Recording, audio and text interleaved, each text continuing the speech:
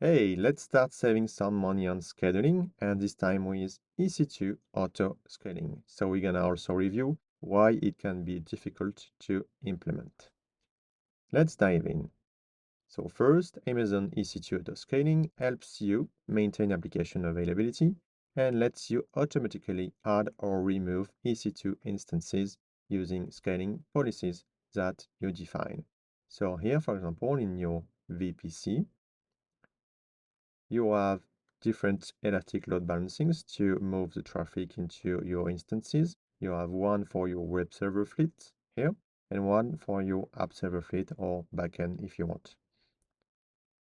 So you can see that you have three web server here for web servers, but you have some places here for new servers. If the load increases, they will be added to the fleet. Same here for the backend instances, which are also EC2 instances. So you can use two types of scaling policies, so predictive or dynamic. Let you add or remove EC2 instance capacity to service established or real-time demand pattern.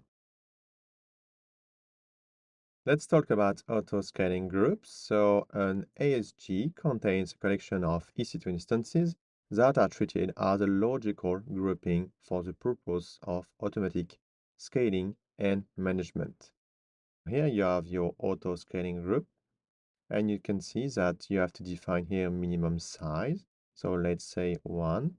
You have a maximum size, let's say here 4 instances.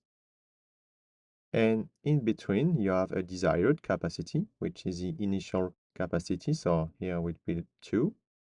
And you can scale in or scale out as needed. You define a desired capacity, min and max capacity, also a launch configuration or a launch template, which is more recommended. You also have to define scaling policies, cooldown periods, and an optional ELB.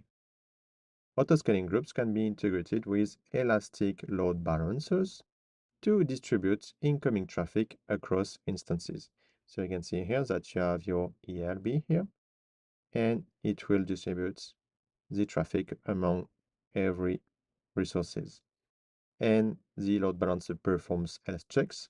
So let's say if this EC2 instance is unhealthy, then it will stop moving this traffic to these instances and it will spin up a new instance to load that traffic. So how do you create an auto-scaling group? First, you have to create a launch template. So go into the EC2 dashboard, choose launch templates, and create one. You have to specify an AMI, such as Linux here. Also, an instance type, such as T2 Micro.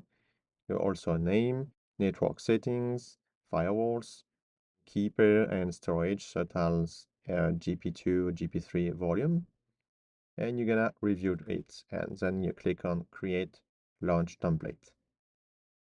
Then you have to create an auto-scaling group.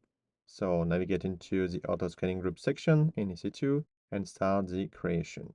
So you have to choose here name, then you select the launch template you just created. Then optionally you can select or create a load balancer here.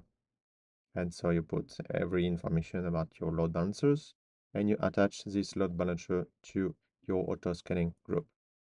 You can also turn on health checks here. Then you define scaling limits. So the desired capacity represents the initial capacity of the auto scaling group at the time of creation. So it will be 2. An auto-scaling group attempts to maintain the desired capacity if there are no scaling policies or scheduled actions attached to the auto-scaling group. You also have to put the minimum desired capacity and the maximum desired capacity. It represents the minimum and maximum group size.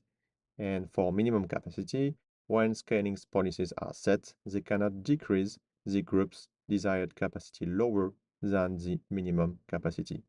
So if you define a minimum capacity of 1, it can never be 0. Then you configure the scaling policies. So you select target tracking scaling policy just here. You can choose here a metric type.